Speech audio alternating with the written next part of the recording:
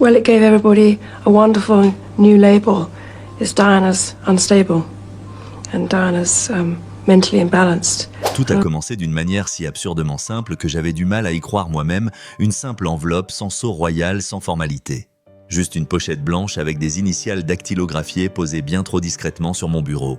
Pourtant, dès le premier instant, j'ai ressenti une tension palpable dans ce silence. C'était comme si l'espace lui-même pressentait que cet objet recelait un pouvoir insoupçonné. J'avais vu d'innombrables documents dans ma vie, des rapports codés, des notes de service contenant des informations confidentielles, même de la correspondance que je savais ne jamais devoir voir divulguée, mais rien, absolument rien, ne m'avait paru aussi chargé que cette simple enveloppe. Et ce qui me troublait le plus, c'était peut-être cette intuition profonde qu'il ne s'agissait pas d'un malentendu. Ce n'était pas une simple mise à jour confidentielle, un contrôle de routine. C'était un orage en puissance contenu dans une feuille A4.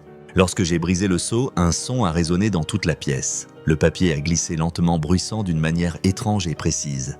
J'ai d'abord vu l'entête, le laboratoire, le code de référence, la mention de stricte confidentialité. J'ai reconnu ce langage clinique destiné à étouffer toute émotion, mais paradoxalement, cette froideur n'a fait qu'exacerber la tension.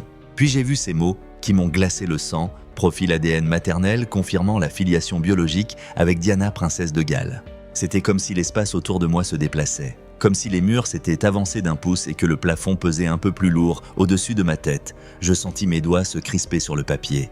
Le feu derrière moi crépitait comme en écho à une vérité qui n'aurait jamais dû être dite. Pas dans cette pièce, pas par mes mains, pas à mon époque. Je me suis assise, mais même ce mouvement me semblait forcé, comme si le poids de ce que je venais de lire me retenait. J'essayais de calmer ma respiration, mais mes pensées s'emballaient trop rapides pour que je puisse les organiser. Je savais que des secrets existaient au sein de la monarchie. Cela n'avait rien d'étonnant. Chaque dynastie a ses zones d'ombre, chaque famille cache des histoires qu'elle préfère taire. Mais ceci, ce n'était ni une rumeur, ni une affaire oubliée. C'était la science. C'était des preuves. Et les preuves ne se laissent ni effacer par l'étiquette, ni par la tradition. Là, dans la bibliothèque, mes pensées se sont tournées vers Diana. Non pas la figure publique, non pas la femme possédée, admirée et suivie par des millions de personnes, mais la Diana que j'ai connue dans ses moments les plus intimes. Il y a une différence entre voir quelqu'un et le comprendre. Je ne l'ai jamais pleinement comprise, ses tempêtes émotionnelles, sa rébellion intuitive, mais je l'ai toujours respectée. Je me souviens qu'elle avait murmuré un jour qu'un jour la vérité primerait sur la tradition. À l'époque, j'avais balayé cette remarque d'un revers de main, la prenant pour la voix de quelqu'un qui souffrait sous un poids que personne ne voudrait porter. Mais maintenant, j'avais l'impression qu'elle me parlait d'un autre temps, comme quelqu'un qui pressentait, se préparait à quelque chose qu'elle-même ne pourrait peut-être pas mener à terme. Je me suis levé et j'ai commencé à marcher, mes pieds claquant sèchement sur le sol de pierre. Je n'ai jamais aimé l'incertitude et pourtant me voilà plongé au cœur d'une incertitude qui ne laissait aucune trace. Que signifie le fait qu'un enfant caché, un héritier silencieux, ne puisse plus rester invisible? Que signifie le fait que la biologie et la monarchie s'entremêlent de façon indéniable? Je sentais les implications se déployer dans mon esprit comme un enchevêtrement qui se resserrait à chaque mouvement. Il ne s'agissait pas simplement d'une affaire de famille, il s'agissait de succession d'histoires d'identité nationale, le déroulement d'un récit soigneusement orchestré pour éviter une seule chose, le chaos. Mes pensées se sont immédiatement tournées vers la structure même de la monarchie. Au fil des années, j'ai appris que la tradition peut être à la fois un fondement et un carcan. Elle assure la stabilité, mais parfois elle étouffe la vérité. Et me voilà face à une vérité qui refusait de se soumettre à la tradition. Je sentais le poids de la responsabilité peser sur mes épaules, un poids que peu peuvent véritablement saisir. Car il ne s'agissait pas seulement de ce que j'en ferais, il s'agissait de ce qu'elle pourrait faire à un pays, à une nation, à un symbole mondial. J'ai de nouveau regardé l'enveloppe toujours ouverte, toujours aussi menaçante dans sa simplicité. La preuve était là. La question était maintenant, que devais-je en faire? Était-ce mon devoir de la protéger ou de la révéler? Était-ce ma responsabilité de défendre la famille royale ou de rendre justice à une femme qui n'avait jamais eu la chance de dire toute la vérité? J'avais l'impression d'être à la croisée des chemins où chaque voie menait à un avenir différent. Un avenir où le silence offrait la sécurité, un avenir où la transparence changerait tout. Et puis presque inconsciemment, je me suis posé la question qui me hante encore aujourd'hui: si la vérité n'a pas sa place dans une institution fondée sur la représentation et la confiance, que reste-t-il de cette institution? Après que le choc initial de la révélation se soit quelque peu dissipé, autant que faire se peut, j'ai commencé à relire le rapport plus lentement cette fois, comme si les mots ne pouvaient révéler tout leur sens que si je les assimilais d'un seul souffle en les maîtrisant. Le profil ADN maternel confirme la filiation biologique avec Diana, princesse de Galles. La phrase a frappé ma conscience de plein fouet, claire et irrévocable. Pourtant, je sentais que ce n'était que le début d'une chaîne de vérité bien plus vaste que je ne pouvais plus nier ni ignorer. C'était comme si j'avais soulevé la première pierre d'un jardin, aux racines cachées certaines fortes, d'autres entremêlées, toutes invisibles en surface, mais qui ensemble définissaient tout ce qui poussait au-dessus. Mes pensées se sont tournées vers Diana, non par nostalgie ou sentimentalité, mais par nécessité analytique. Pendant des années, j'avais été témoin de ses luttes au sein de cette institution, une institution qui la protégeait autant qu'elle l'étouffait. Elle était charmante, certes, charismatique absolument, mais surtout elle était imprévisible d'une manière qui, dans le protocole royal, est presque toujours perçue comme déstabilisante. Ce que je considérais alors comme une impulsivité émotionnelle, je le vois maintenant comme autre chose. Une forme d'intuition aiguë. Savait-elle déjà à cette époque que certaines vérités étaient trop importantes pour être partagées de façon conventionnelle? Je me souvenais de petits signes, ces brèves absences jamais vraiment expliquées, ces moments où son emploi du temps était soi-disant privé, mais dont je comprends seulement maintenant qu'il cachait peut-être le souci de protéger quelque chose de précieux. Son regard parfois posé sur moi, non pas provocateur, mais empreint d'un calme et d'une détermination froide, comme si elle voulait savoir si j'étais capable d'entendre la vérité. Maintenant, je me demandais, me posait-elle alors des questions que je ne comprenais pas? Voulait-elle que quelqu'un de la famille comprenne ce qui la motivait plus tard? J'ai mis le rapport de côté et j'ai pris un carnet, non par habitude mais par nécessité. Il me fallait mettre de l'ordre dans ce tourbillon d'implications. Un enfant caché ne signifie pas seulement l'existence d'un héritier inconnu. Cela implique de réexaminer chaque décision stratégique des dernières décennies. Cela signifie que le récit institutionnel, une continuité soigneusement construite, se voit soudain doté d'une branche invisible. Une branche née de l'amour, de la peur, de la protection, et peut-être aussi de la résistance. Mais ce qui m'a encore plus frappé, c'est l'idée que Diana n'aurait jamais pu vouloir se venger de ce secret. Ce n'était pas dans sa nature.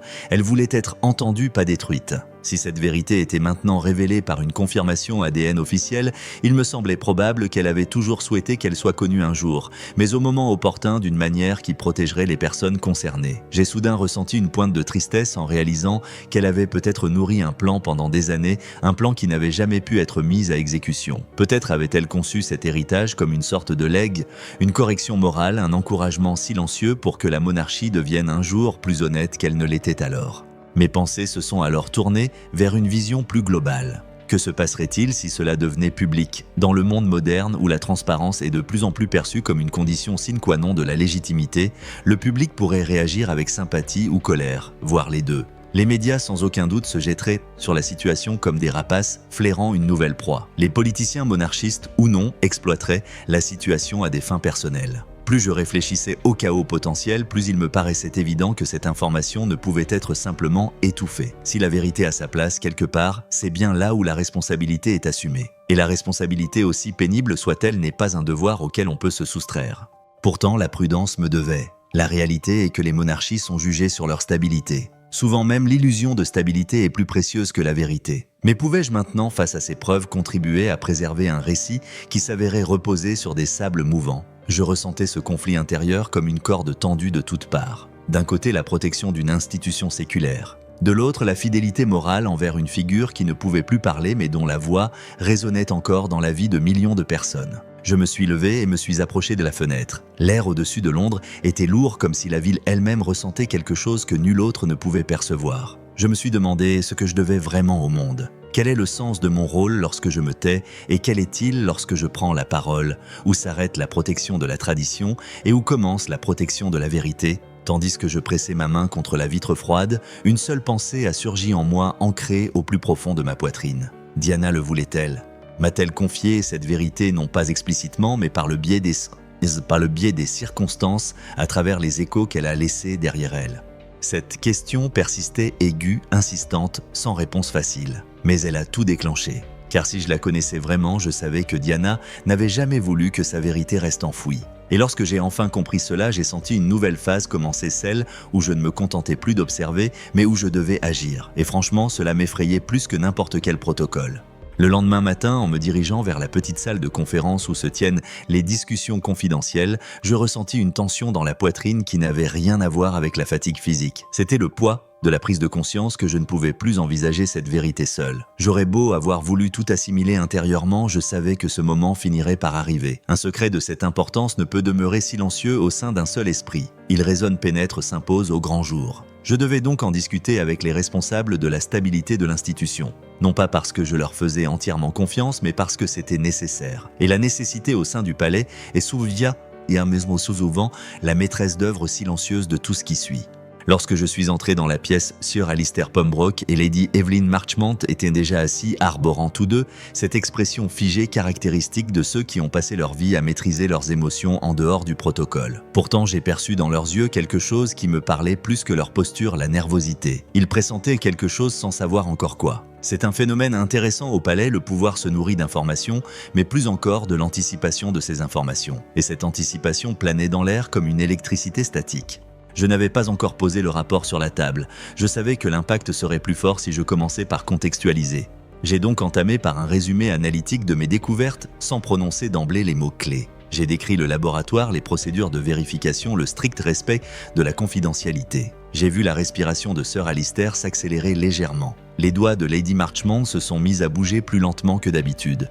Lorsque j'ai enfin reposé le rapport, il m'a semblé que la pièce s'était figée un instant. Un silence pesant s'installa. Non pas qu'ils ne comprenaient pas, mais au contraire parce qu'ils comprenaient, et parce qu'ils avaient immédiatement pris en compte les implications que je ruminais depuis des jours. Sir Alistair fut le premier à parler avec une prudence extrême, comme si chaque mot devait être pesé au regard de l'explosion potentielle qui pourrait s'ensuivre. Il parla de image, de stabilité constitutionnelle, de perception du public. Un langage que j'avais entendu d'innombrables fois lors de discussions sur des sujets sensibles. Mais cette fois, l'atmosphère était différente. Non pas comme une protection du pays, mais comme une protection de l'institution elle-même. Je l'ai laissé terminer, mais quelque chose bouillonnait en moi. Un sentiment oscillant entre frustration et lucidité. Combien de fois la vérité avait-elle été balayée au nom de la stabilité? Combien de fois le silence avait-il été préféré à la sincérité? Et qu'est-ce que cela avait réellement apporté à la monarchie, sinon une image fragile qui ne semblait se maintenir intacte que tant que personne n'examinait la réalité de trop près? Lorsque Lady Marchmont prit la parole, l'atmosphère changea. Elle aborda le sujet dans son contexte historique, s'appuyant sur sa connaissance des archives des émotions du public et du phénomène rare mais puissant de la mémoire collective. Elle savait ce que Diana représentait pour le public. Non pas une princesse, mais un être humain. Et le monde avait chéri son humanité d'une manière que la monarchie n'avait jamais pleinement comprise. Elle ne le dit pas à voix haute, mais cela transparaissait dans sa voix. Ce secret n'était pas une simple affaire administrative, mais une cicatrice morale qui, une fois révélée, ne pouvait plus être dissimulée sous les apparences du cérémonial. Je les écoutais tous les deux, mes pensées se ramenant à l'essentiel. Le danger ne réside pas dans la vérité, mais dans la dissimulation. Pourtant, je sentais la peur dans la pièce. Une peur qui ne crie pas, mais qui murmure. Une peur qui imprègne les murs du palais façonnés par des siècles de tradition. C'est la peur que tout changement menace la continuité. Mais si la continuité elle-même reposait sur une mémoire sélective, j'ai pris la parole non pas pour défendre l'institution, mais pour reconnaître qu'elle se mettait en danger en refusant de voir que les temps ont changé. Le public n'accepte plus les récits qui plongeaient le silence dans le silence. La transparence n'est plus une menace, mais une nécessité. J'ai expliqué qu'il ne s'agissait pas d'une liaison, ni d'une rumeur qu'on pouvait balayer d'un communiqué. C'était de la science. Un fait, irréfutable. Et une fois les faits établis, une seule question demeure: comment les gérer? À ces instants-là, j'ai eu le sentiment pour la première fois de jouer un rôle que je n'avais jamais imaginé, non pas celui de seul dépositaire d'une vérité, mais celui de guide vers une décision qui façonnerait l'avenir de la monarchie. Une monarchie qui pourrait bien devoir apprendre que sa plus grande force ne réside pas dans des récits parfaits, mais dans sa capacité à répondre avec humanité aux réalités humaines. En quittant la pièce, je sentais encore la tension me parcourir le corps. Mais une pensée me hantait, et si ce n'était pas là la plus grande menace pour la monarchie, mais plutôt sa plus grande chance de prouver qu'elle peut exister dans un monde qui ne croit plus aveuglément. Cette question incisive et incontournable allait devenir le principe directeur de tout ce qui allait suivre. Me retrouver face à lui, l'homme qui prétendait être le fils de Diana, me donna l'impression que le temps s'étirait dans deux directions, vers un passé que je n'avais jamais vraiment compris et vers un avenir que je devais soudainement façonner. La pièce où nous nous sommes rencontrés était petite, calme, feutrée comme choisie délibérément pour préserver les émotions des résonances du palais. L'espace dégageait une intimité presque irréelle entre ces murs où les conversations sont d'ordinaire à la fois publiques et politiques. Mais cette conversation, c'était différent. C'était la confrontation avec un homme qui avait vécu pendant des années à la frontière du mythe et de la vérité. J'ai immédiatement perçu chez lui quelque chose qui m'a mise mal à l'aise, non par peur mais par reconnaissance. Il avait quelque chose d'elle, pas exactement dans ses traits, mais dans sa présence. Un mélange de calme et de ferveur, de vulnérabilité et d'obstination. C'est à ce moment précis que j'ai compris que je n'avais pas affaire à un opportuniste. C'était quelqu'un qui avait passé sa vie à attendre des réponses qui ne lui avaient jamais été données. Il me tendit un médaillon. un simple objet en argent légèrement abîmé et usé par le temps. Quand je l'ouvris et vis la photo, Diana avec un nouveau-né, sans cérémonie, sans artifice, j'eus l'impression que l'air s'était raréfié. C'était une image impossible à falsifier. Je connaissais son regard. Je connaissais cette douceur intime qu'elle ne dévoilait qu'à un cercle très restreint. C'était comme si je tenais entre mes mains un fragment d'une histoire qui n'aurait jamais dû être racontée. J'essayais de rester rationnel, mais mes pensées s'emballaient trop rapides pour que je puisse les analyser. Je pensais aux personnes qui lui étaient les plus proches à ce moment-là, à son instinct protecteur, à son désir d'offrir à ses enfants une vie moins contrainte que la sienne. Aux fois où elle avait évoqué les choix qui la rongeaient. Et puis j'ai commencé à comprendre quelque chose qui m'avait échappé jusque-là. Ce n'était pas un secret né de la honte, mais de la nécessité. Un acte de protection, peut-être même de clairvoyance. Je l'ai interrogé sur sa vie, non pas formellement, mais avec une curiosité discrète. Il m'a confié avoir été élevé par des gens qui l'aimaient, mais qui n'avaient jamais pu se confier entièrement à lui. Qu'il avait toujours senti que quelque chose clochait, que son histoire comportait des lacunes inexplicables. Il avait cherché, bien sûr, qui ne l'aurait pas fait, mais chaque tentative s'était heurtée à des portes closes, des archives inaccessibles et des noms manquants. Et maintenant, pour la première fois, un pan de son identité était confirmé par quelque chose d'à la fois implacable et libérateur, l'ADN. Il marqua une pause, les mains jointes, la respiration lente. Puis il me regarda d'un air qui resterait longtemps gravé dans ma mémoire. Il ne voulait pas de titre, dit-il. Ni prétention, ni place dans l'ordre de succession. Il désirait seulement une reconnaissance, non pas dans les journaux ni sur les balcons, mais au sein de sa famille. Une reconnaissance qui lui appartiendrait et non au monde. Ce fut un tournant pour moi. Car je savais que beaucoup auraient convoité sa place, le pouvoir, l'argent, une position sociale. Mais il ne s'agissait pas de ce qu'il pouvait obtenir. Il s'agissait de qui il était. Et cette simplicité, cette honnêteté ont libéré en moi quelque chose qui était resté enfoui sous un voile de devoir depuis des années. Il fallait pourtant distinguer les faits des émotions. Je lui ai demandé ses preuves, documents, correspondances, dossiers médicaux. Il les avait précieusement conservés, vérifiant chaque détail, explorant chaque piste. J'y ai reconnu des échos de l'écriture de Diana, des dates correspondant à des périodes où elle avait disparu de la vie publique, des témoignages de personnes invitées au silence, mais incapables d'échapper à leur conscience. C'était comme si une histoire complète, longtemps étouffée, osait enfin se révéler. Mais il y avait autre chose. Une lettre. Une lettre que Diana avait écrite elle-même, conservée dans une enveloppe de son écriture si caractéristique. Il n'osa me la montrer qu'après avoir observé ma réaction. Quand je l'ouvris et lus ces mots, adressés à lui, mes écrits avec la prémonition de la découverte possible, mon cœur s'arrêta un instant. Il était clair qu'elle savait que ce moment arriverait un jour. Elle parlait de peur certes, mais aussi d'amour. D'un avenir où il pourrait enfin révéler sa vérité sans avoir à demander la permission à une institution en laquelle elle-même n'avait plus pleinement confiance. C'était le message le plus humain, le plus douloureux et pourtant le plus porteur d'espoir que j'ai lu depuis des années. Lorsque j'ai reposé la lettre, j'ai su qu'il n'y avait plus de retour en arrière. Il ne s'agissait pas simplement d'une rencontre entre deux personnes. C'était un moment charnière où l'histoire a basculé en silence. Et pour la première fois, j'ai compris que mon devoir ne devait pas se limiter au passé institutionnel, mais aussi concerner le droit personnel à la vérité. Ce qui me hante encore le plus, c'est cette question: Diana s'attendait-elle à ce que je sois celle qui révélerait cette vérité? Et si oui, ai-je répondu à ses attentes ou les ai-je trahies en gardant le silence si longtemps?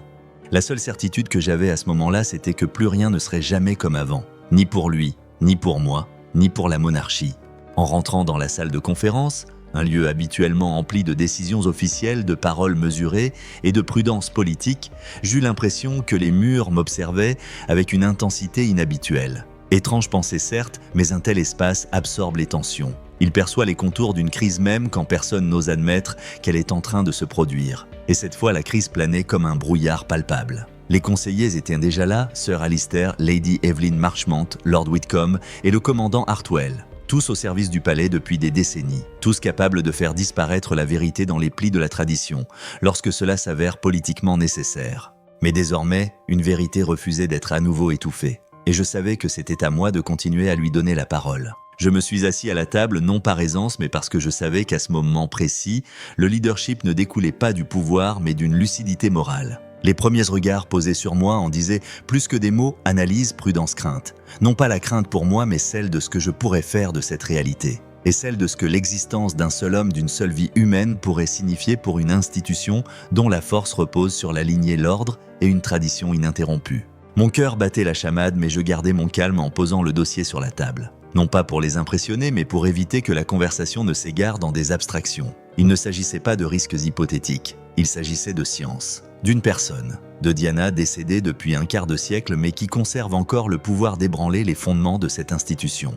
Sir Alistair ouvrit la conversation. Sa voix était posée mais une tension palpable laissait transparaître sa détermination. Il souhaitait avancer mais uniquement en gardant le contrôle. Il évoqua l'impact sur l'ordre de succession, les inévitables spéculations de la presse et le risque de déstabilisation. Il employa des termes familiers à quiconque a l'habitude de superviser l'institution: continuité, intégrité, risque constitutionnel. Mais par-dessus tout, je perçus une chose, la peur de perdre le contrôle. Lady Marchmont prit ensuite la parole d'un ton différent, plus doux, mais peut-être de ce fait même plus poignant. Elle nous rappela que Diana n'était pas une princesse comme les autres. Elle était le symbole de la vulnérabilité humaine, de l'honnêteté, d'une souffrance que des millions de personnes reconnaissaient en elle. Si le public découvrait que l'un de ses enfants avait été caché, non pour éviter le scandale, mais pour préserver le pouvoir, cela soulèverait des questions non seulement sur le passé, mais aussi sur le présent, sur notre volonté de reconnaître la vérité, sur la question de savoir si la monarchie sert encore ce qu'elle prétend servir. Le commandant Hartwell souleva ensuite la question de la sécurité. Calme et pragmatique, il affirma que cet homme, ce fils, était déjà en danger à l'insu de tous. Car dès que ce genre d'information sort d'un cercle restreint, la roue de l'opportunisme se met en marche. Il évoqua les risques potentiels des paparazzis au service de renseignement qui pourraient s'y intéresser. Et tandis qu'il parlait, je sentis quelque chose changer dans ma propre réflexion. Je commençais à penser non plus en termes de protection institutionnelle, mais en termes de protection humaine. Le moment le plus difficile survint lorsque Lord Whitcomb joignit les mains et exprima tout haut ce que tout le monde pensait. Ce secret était trop lourd à porter pour être ignoré, mais peut-être aussi trop lourd à porter pour être révélé. Ces paroles se répandirent dans la pièce comme une fumée. La monarchie peut tolérer un mensonge, mais peut-être pas la vérité. J'ai senti une tension intérieure, un instinct que je réprimais depuis des années. C'est à ce moment précis que j'ai compris combien souvent la vérité se perd, non pas à cause de méchants, mais à cause de la peur. De ceux qui croient que la stabilité prime sur l'honnêteté, alors que toute stabilité bâtie sur le mensonge s'effondre dès que quelqu'un ose la remettre en question. J'ai commencé à parler sans élever la voix, mais avec une précision née de ma conviction la plus profonde. Je leur ai expliqué que la stabilité ne peut exister sans confiance et que la confiance n'existe que lorsqu'on ose affronter la réalité. J'ai dit que la monarchie ne peut survivre à une époque où l'information circule plus vite que jamais, où les fuites sont inévitables, où l'on ne croit plus aux contes de faits sans preuve. Que dissimuler cette vérité ne nous protégerait pas mais nous briserait. Et puis j'ai posé la question que personne d'autre n'osait poser, n'est-ce pas notre devoir de préserver la vérité plutôt que de préserver une illusion ? C'était une question qui emplissait la pièce comme un vent froid, omniprésente et pourtant insaisissable. J'ai perçu leur réaction, malaise-résistance, mais aussi une sorte de révélation. Personne ne prit la parole immédiatement. Et dans ce silence, je compris que c'était l'instant où nous avions changé de cap. Non pas parce que tous étaient d'accord, mais parce que tous savaient qu'il n'y avait plus de retour en arrière possible. La conversation qui suivit ne portait plus sur la question de savoir s'il fallait reconnaître cette vérité, mais sur la manière de le faire. Sur la sécurité, le moment opportun, la consultation familiale. Sur la façon dont la tradition devait céder la place à la responsabilité. Quand je me suis enfin levé pour quitter la pièce, mes jambes tremblaient de tension. Mais j'ai aussi ressenti quelque chose que je n'avais pas ressenti depuis des années, que ma voix comptait. Que je ne parlais plus seulement au nom d'une institution séculaire, mais en tant qu'individu, en tant qu'être humain. Et tandis que je refermais la porte derrière moi, je savais qu'une pensée me guiderait désormais. Une monarchie qui n'ose pas évoluer avec la vérité est une monarchie qui se renie elle-même. Au réveil le lendemain matin, j'avais l'impression que mon corps portait encore l'écho de la conversation de la veille. Comme si chaque mot, chaque regard, chaque tension avait résonné en moi pendant mon sommeil. La vérité n'était plus une découverte que je portais seul. C'était une responsabilité vivante qui pesait désormais sur tout le palais, telle une pression invisible qui vibrait au rythme de mon cœur. Et tandis que je parcourais les longs couloirs silencieux, je sentais le palais lui-même se transformer. Non pas visiblement, non pas auditivement, mais tangiblement. Comme si les murs qui, pendant des siècles, avaient absorbé les histoires de rois et de reines, de scandales et de triomphes, pressentaient instinctivement qu'un nouveau chapitre s'ouvrait. Je savais qu'une décision s'imposait. Non par impulsion, mais par nécessité. Car la vérité finit toujours par éclater. Elle cherche toujours à se manifester, et si on ne la guide pas, elle se révélera de la manière la plus destructrice. C'est pourquoi j'avais demandé à Sir Alistair de réunir la famille en privé. Uniquement la famille, sans conseiller ni personnel. Car il ne s'agissait pas d'une affaire juridique, ni d'une crise de relations publiques, il s'agissait de famille. Et la famille ne doit pas être traitée comme un dossier. Nous nous sommes réunis dans l'un des plus petits salons, une pièce habituellement réservée aux réunions concernant la planification interne, les anniversaires et la logistique. Mais aujourd'hui, une atmosphère pesante, sans lien avec les questions pratiques, régnait dans la pièce. À mon arrivée, chacun était sur ses gardes. Certains pressentaient en quelque chose d'autre, le soupçonnaient, mais personne n'en connaissait l'ampleur. J'ai reposé le dossier sans emphase, sans discours forcé, sans drame, sans hésitation.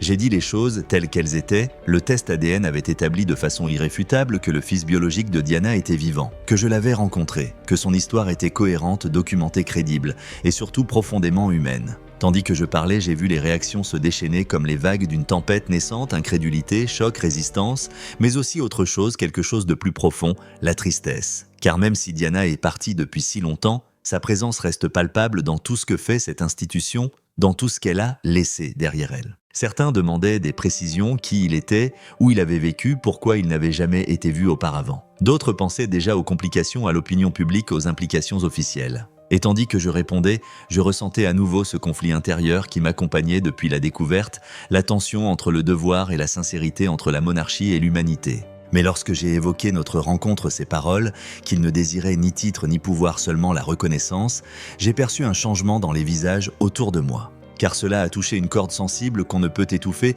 même au sein d'une institution comme celle-ci, l'empathie. La conviction qu'il ne s'agissait pas de bouleverser l'ordre établi, mais de rétablir une vérité. Un silence s'installa seulement, troublé par le doux tic-tac d'une horloge ancienne dans un coin. Dans ce silence, je sus que je devais formuler la décision qui mûrissait en moi depuis des jours. Je dis que la monarchie ne devait jamais fonder sa stabilité sur des vérités tues, que nous, en famille, avions toujours perçu Diana comme une personne différente, parfois imprévisible, parfois difficile à cerner, mais jamais sans amour, jamais sans humanité, et que son enfant tel qu'il est porte en lui une part de cette humanité, une part qui n'aurait jamais dû être effacée. J'ai suggéré de ne pas l'annoncer publiquement tout de suite, ni par une déclaration institutionnelle, ni par une révélation publique, mais de commencer par une reconnaissance au sein de la famille. Non pas comme un geste politique, mais comme une démarche humaine. J'ai vu des têtes hocher lentement, parfois avec hésitation, mais toujours avec conviction. C'était le début d'un consensus. Prudent, fragile, mais authentique. Puis j'ai prononcé la phrase qui m'a semblé être un tournant décisif. Si nous voulons vraiment honorer Diana dans cette maison, alors nous devons aussi reconnaître l'héritage qu'elle nous a laissé, même si cela nous confronte à ce que nous aurions préféré ne pas être. C'était la première fois que personne ne répondait.